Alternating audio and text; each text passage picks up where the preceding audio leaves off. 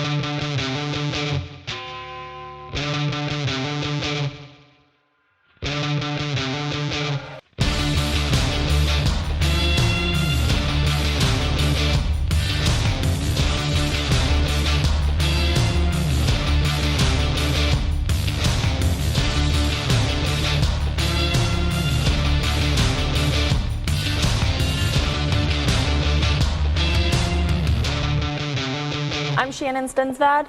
I just graduated from Fire Academy on December 1st. It was a 16-week academy, and today is my first day online as a probie. Well, first thing is, you want to make a really good impression. You want to show that you worked really hard to be here, you're ready to be here, you're prepared, and physically with the training, with the knowledge of learning everything we learned in academy. So you want to make a really good impression on your crew.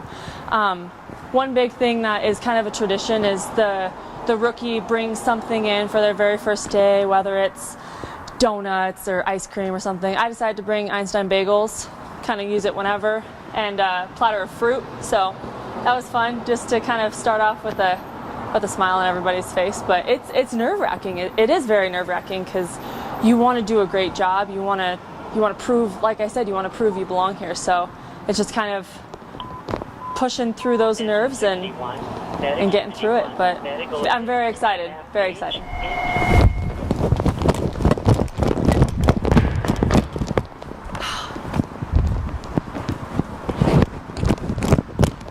I think there's somebody in the office just picking it up right now. So what's with the rush to the phone? So rookies it's a race to get to the phone and answer the phone, and it's with the engine here and the tower here. There's 2 probies here at this station, so we're always trying to run and get there as fast as we can to answer the phone. So. Oh God! She's like, oh yeah. I'm gonna sit over here. Tower 2. Yeah, today has been awesome. We got here this morning. Not a whole lot went on. It was basically just a lot of touching on expectations, what the crew expects me to do, running through the rig, checking, make sure I have a pretty good understanding of where everything is at. It's been a lot of just getting used to the station, kind of getting in a groove of things and knowing your rig. I'll take the tick. This is our Q-rate multi-gas meter. So if we're going on any sort of gas leaks, anything that sounds like there's kind of weird smells, carbon monoxide alarms, and then even a lot of commercial fire alarms will consider bringing this stuff in. So you are going to be responsible for this. Okay. Have you seen this or played with it at all? Yes. Okay. Yeah.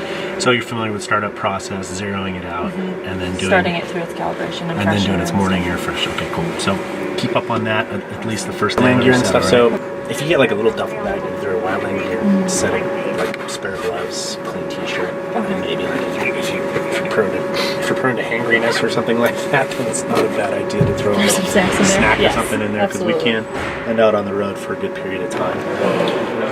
Stick to be oriented. So this is designed for a right shoulder. So that's why that section's to the side. Yeah, elevator or engine power.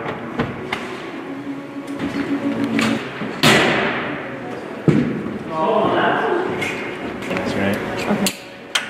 Just 5 or so feet of just like the ability to keep it clipped and then Good habit, starting up every set. at least once besides Monday, then you hear problems.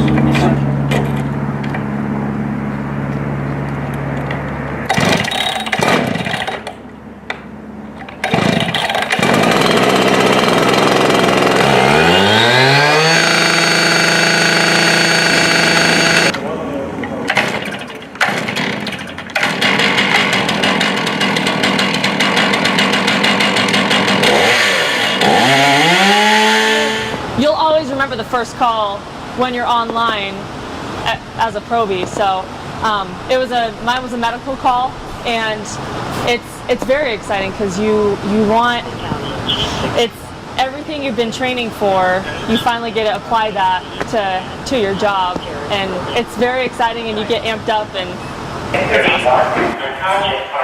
Map page R28A at First Bank 5105 DTC Parkway, Unit Suite 200, Tower 32, Medic 31, unconscious person. Map page R28A at First Bank 5105 DTC Parkway, Unit Suite 200.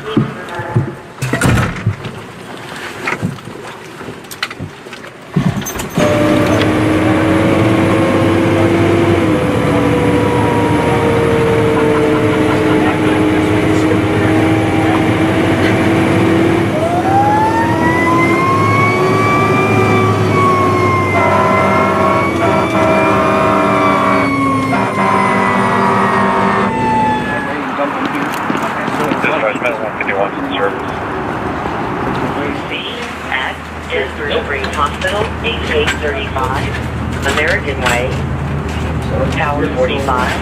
Yes, it's kind of like first aid jitters sort of thing. Once you kind of come in, you find your footing, you get in the groove of things. It's kind of like that. Once you get that first run in, that first call, it's okay. You finally kind of figure things out, and you have an idea of how your day's gonna go.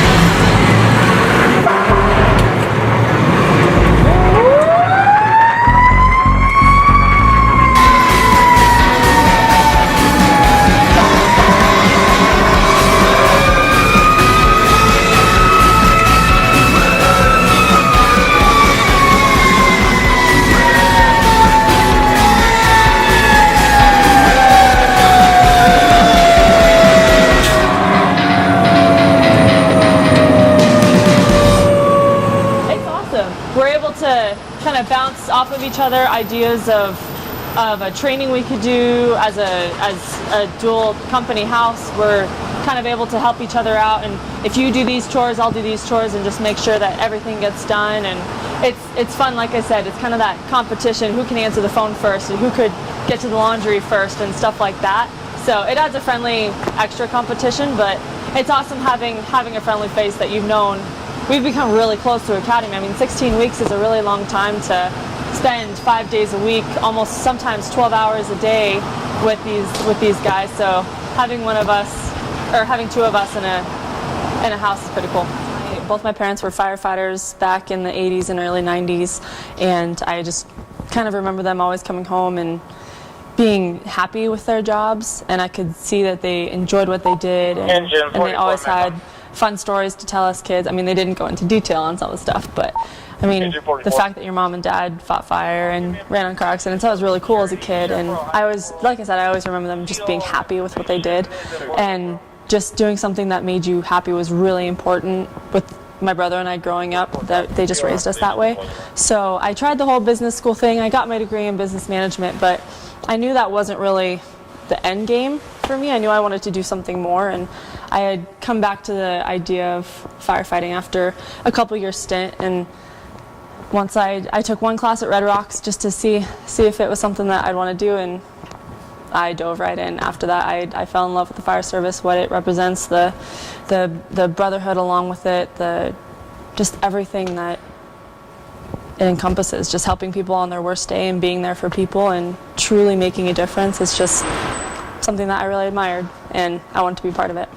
SWAT medic really interests me. My brother is a cop, and we go shooting all the time, and I find firearms really awesome and exciting, and just it's a really cool field that I think sadly is very necessary nowadays. I mean, it's a bummer that it has to be part of what we respond to, but it's a very necessary field. So eventually here there's a lot of very specific requirements. You have to be a medic for X amount of years, you have to pass certain tests and everything like that, but once you do all that, you get to go shooting, and you get to train and practice and do a whole bunch of stuff with the SWAT teams, and I find that fascinating. I think that is so cool, and being able to act as a medic in that situation, if God forbid a situation would happen in this district that I'm a part of. But again, just being able to help someone on a really bad day and being able to be a part of that would be awesome. So.